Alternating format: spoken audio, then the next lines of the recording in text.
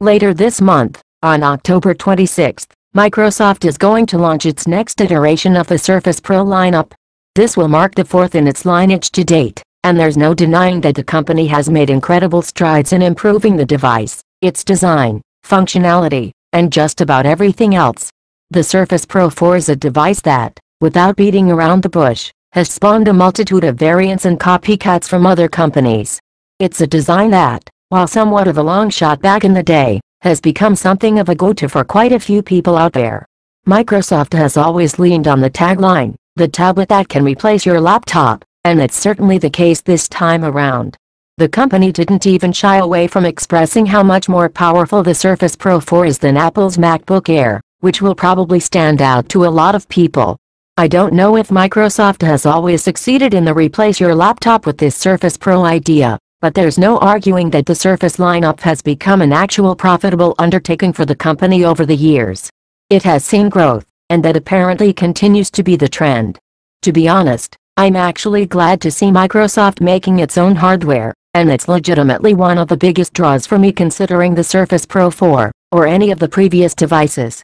Microsoft is taking things into their own hands, and it's a good thing. Especially when the result is something as nice as the Surface lineup. For me, this time around Microsoft has actually filled in some holes that I saw, which prevented me from actually keeping any of the previous Surface Pro models. I've tried them out, and they had their positive marks, but I couldn't give up the MacBook I had at the time, at any given launch, in favor of Microsoft's tablet and detachable keyboard, because that detachable keyboard trackpad wasn't as good, or even really close, to what I was already using. And paying that much to go backwards didn't make sense.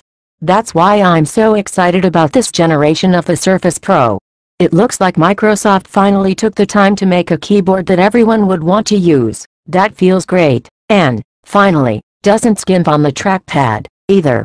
Just the size increase, up to 40% bigger this time around, is a welcome change.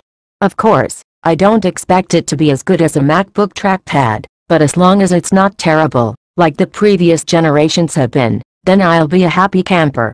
This has been a long time coming in my book, but I'm curious to know if any of you have actually already switched from your laptop to one of Microsoft's Surface tablets.